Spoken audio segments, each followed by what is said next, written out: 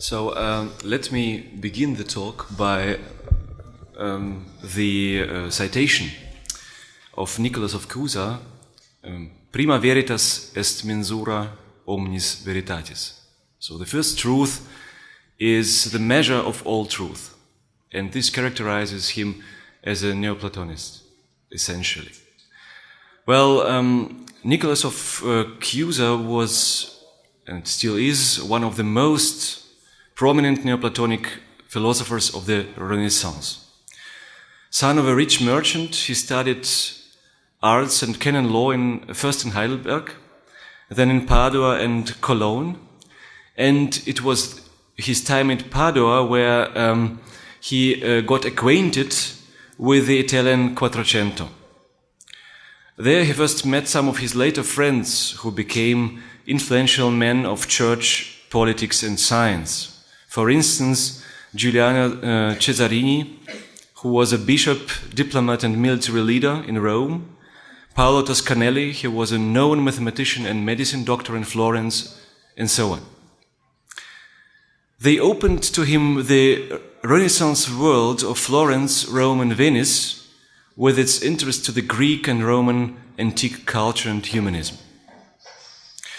Nicholas was a passionate collector of philosophical books, and his private library of primary sources and ancient manuscripts was considerable in size.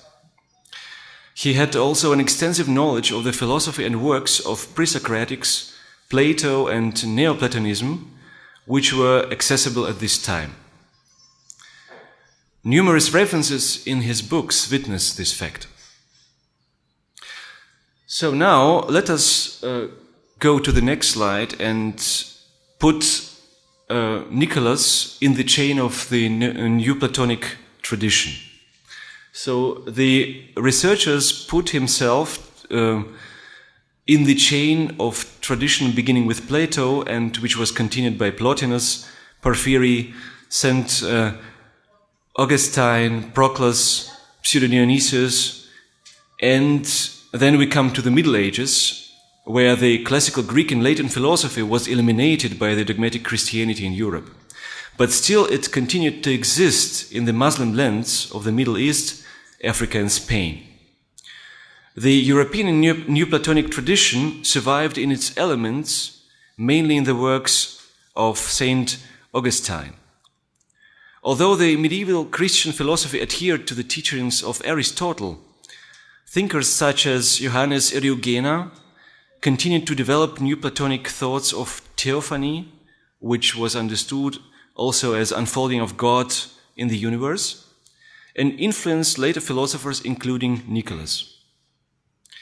During the period of scholastics, the school of Chartres and the Dominican school of Cologne, starting with Albert the Great, revived the Neoplatonic tradition, creating the chain of followers, of which we name Dietrich of Freiberg, Meister Eckhart, Nicholas of Strasbourg, Berthold of Moosburg, and last but not least, Heimeric de Campo, who was the professor of Nicholas during his studies at the University of Cologne.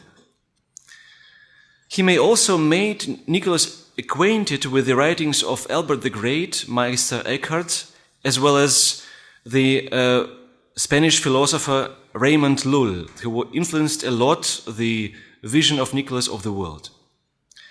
Short before the church councils of Ferrara and Florence, and you know that Nicholas was actually a lawyer, a church lawyer, so he made part of these councils, Nicholas met the Greek philosopher Plato, who served as a counselor of the Byzantine emperor. It was Plato who gave an essential impulse to the birth of Neoplatonic Academy in Florence under the rule of Cosimo Medici. Cosimo initiated the translation of complete Plato's works into Latin by Marsilio Ficino, and Nicholas must have benefited much from the conversations with Plato during their joint trip by boat from Constantinople to Venice, sharing the ideas of religious tolerance and the union of all religions, as well as the Neoplatonic view of God and creation. Now let us talk about the keynote ideas, and we'll skip the first slide due to the lack of time. Let us talk about the idealism of Plato and its due reflection in the philosophy of Nicholas of Cuza. It should be the next slide, please. Well, one more.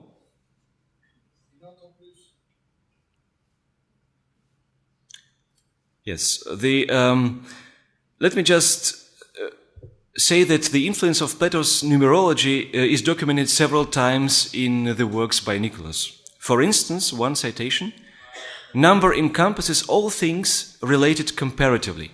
Therefore, number, which is a necessary condition of comparative relation, is present not only in quantity, but also in all things which in any manner whatsoever can agree or differ substantially or accidentally.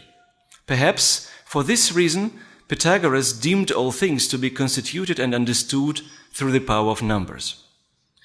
And in another citation, "No knowledge of anything can be had except through distinguishing, philosophized by means of number. I do not think that anyone else has attained a more reasonable mode of philosophizing. Because Plato imitated this mode, he is rightly held to be the great." So the philosophical thoughts of Nicholas of Cuza have multiple origins that are sometimes hard to distinguish and to trace. We just dwell on very few of them, and these are mainly two ideas. The idea of the coincidence of the opposites and the idea of religious tolerance. So, coincidentia oppositorum, the coincidence of the opposites. Nicholas proclaims that God is the coincidence of the opposites of minimum and maximum.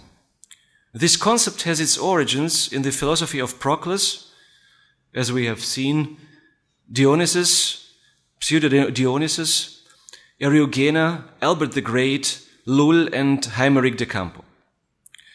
So following Pseudo-Dionysus, Nicholas regards the God as the unity detached of all opposites. In Latin, non aliud. He is the first cause that is in stillness and movement at the same time, and at the same time he is neither still nor moving. So we come to the next slide, please. Nicholas sees the intellect as an instrument to look to the divine via the opposites. He distinguishes it clearly from the mind, ratio. While logical terms and their consistency are important in the world of ratio, thinking in distinctions and antagonism is of no use in the world of intellect. The coincidence of opposites is the length, or beryl spectacles, as he said, through which we can look beyond the polarities in direction to the one. The real comprehension of the divine, however, even exceeds the intellect. It is the result of the direct vision of God. Now we skip this slide and come to the union of religions. The sources of Nicholas of Cuza religious tolerance can be traced back to Proclus and Lull. Nicholas stated in his book De Pace Fidei that all religions and Christian churches of his time are different approaches to the unique God. He said, "The unique religion in various rites.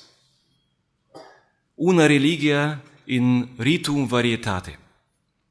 This is a logical consequence of his coincidence of the opposites. Proclus associates the one and the good with the religious tradition in the Theologia Platonis. During the process of emanation of God into forms, each level of being and every element within this level is penetrated by the one, which is thinkable as a certain God. Therefore, Proclus was initiated into the pagan mysteries.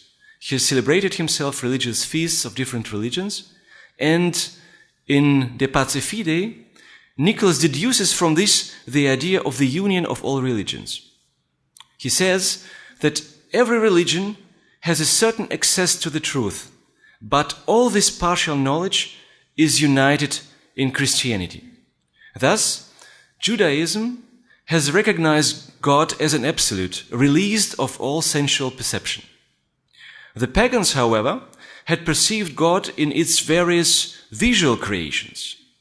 Hence, they give him different names according to his different functions.